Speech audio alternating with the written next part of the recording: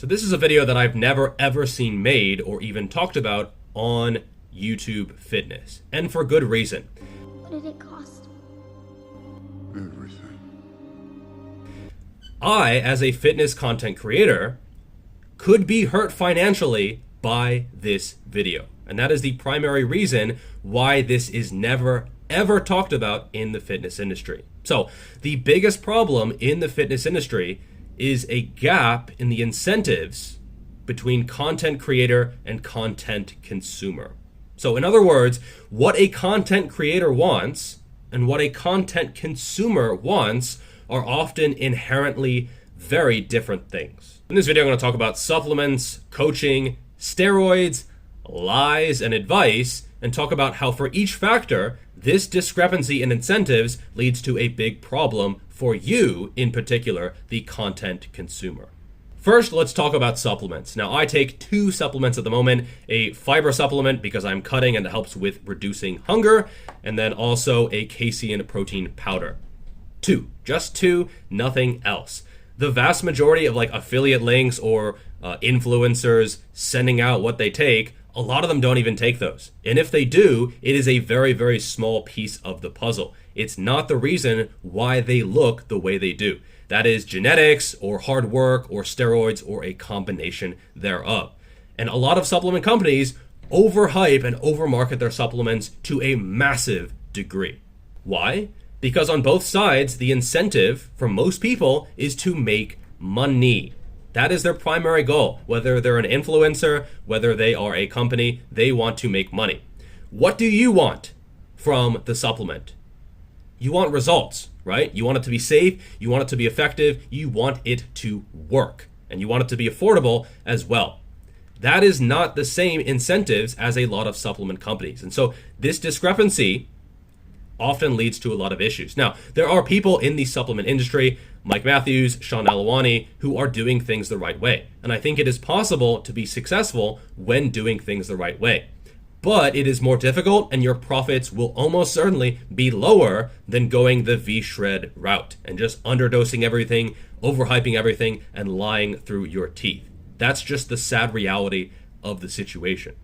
We're exposing a nasty new scam that hits you where it hurts. Your gains. Family and your wallet. These predators know you'll shell out when the safety Your gains. is at stake. They'll target parents, even grandparents. The crush or the kill is emotionally driven. It's not logic. Meet You apply Jimmy, logic to this a concept. convicted con It's artist. no. These are dangerous people you are on the phone with. Okay? Make no bones about it. I am a dangerous person. Telephone. If I choose to be fraudulent in my practices, there is nothing that's going to stop me from taking lots of money from people. Next up, we have coaching and custom training plans. Now, I do both of these, but you have to realize if someone has hundreds of thousands or millions of followers on Instagram and they are still offering one-on-one coaching, what's up with that? Especially if the prices are not super high, you have to realize their demand must be off the charts, and therefore their service will almost certainly be dog shit. I won't name any names, but I've heard horror stories of people who signed up for coaching and, they just never responded back. Like the coach took a week and a half or 2 weeks to respond back. That is ridiculous. Okay, that is just not acceptable. Or they outsource it to other people without telling. Or they just fire the same plan to every single person with no customization. It happens all the time. And so if you're going to sign up for online coaching, make sure it's with someone you trust. And this is difficult because on social media, you only see what the person wants you to see. And so everyone seems trustworthy. I've had people say, Geoff, wow, you're the most trustworthy person in the fitness industry. How the fuck do you know that?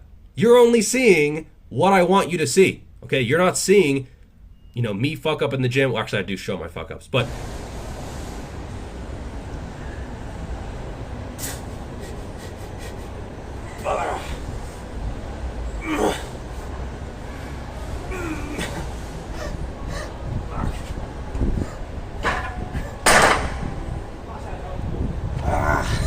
you're not seeing everything in my life. So when someone is like, oh, he's so honest or he's so transparent, how do you know that? You don't. You should be inherently skeptical, especially when you open your wallet.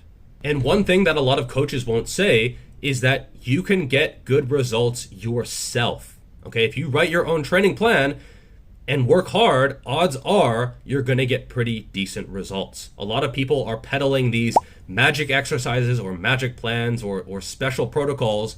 No, okay? No.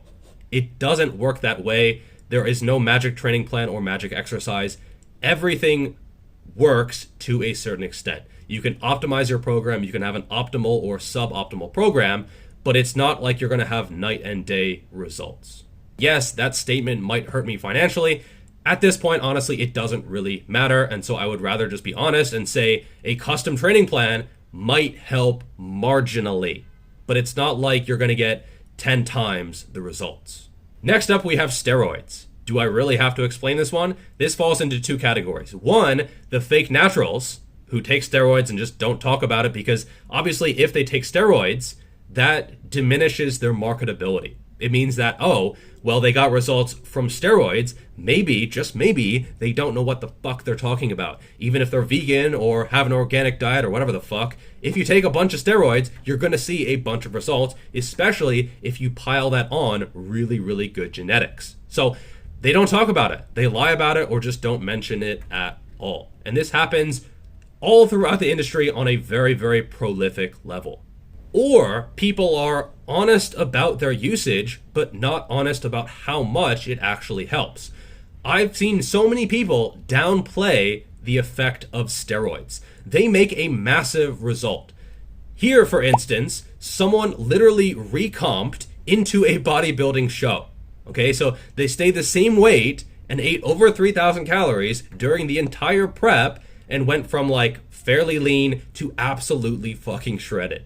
Okay, and anyone who thinks that steroids, like, they just help recovery or like they just improve the amount of volume that you can do. No, okay, they make dramatic physical changes. They get you to a level that you cannot achieve naturally. Point blank. If fitness influencers were honest, a lot of them would say, yeah, I actually don't know that much about fitness or dieting or training at all. I just take a lot of steroids, and then when I plateau, I up the dosage. And as long as I sort of go into the gym and move my muscles, I seem to get really, really good results. I don't know shit about training. I can't really help you, but please buy my plan because I gotta eat and pay for these steroids. And this transitions well into number 4, lies. So why does someone use fake weights? Why did AthleanX, Geoff Cavalier, AthleanX.com, why did he use fake weights? Because there's a discrepancy between what he wants to show and what is reality. And as a content consumer, he fooled millions of people. Okay, millions of people watched his videos with the fake weights. No one fucking noticed. In hindsight, it's really, really obvious, but no one noticed for years. And this is just one instance. And it's something that in hindsight was really obvious. How much stuff is going on that you never actually notice? Same thing with Photoshop, a difference in the incentives. As a content consumer, you want to see the truth, don't you? You want to see reality. How many people show reality, actual reality, on social media? Fucking no one. I don't show everything I do on social media. Why would you ever do that? But at the same time, there are some people who go way out of their way to dick over the consumer. And one thing I've seen from a few different people, I won't name any names here, people can kind of think about who this might be referring to, people who throw out a little bit of honesty to make themselves seem like an honest person.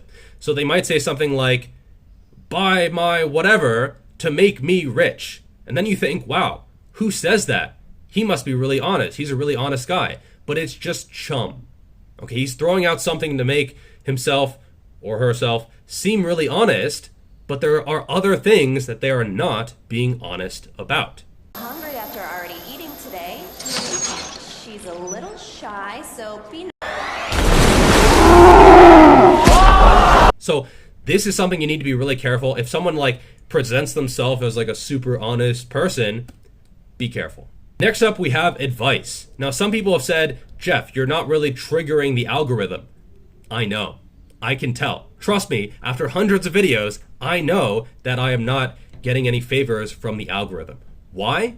Because it's not as clickbaity, the titles are not super provocative, and my advice is not anything new or revolutionary or extreme. I see videos absolutely take off that have horrible advice. And as a content creator, you see this. You see which videos do really well. You see literally spews for views take off, and you can see on a list which videos do better and which videos do worse. And thus, as a content creator, you are incentivized to essentially give extreme clickbaity, often bad advice. The people who give good advice don't do as well. But as a content consumer, which would you rather have? Good advice that isn't as clickbaity, or bad advice that is just impossible not to click on because it's so ridiculous?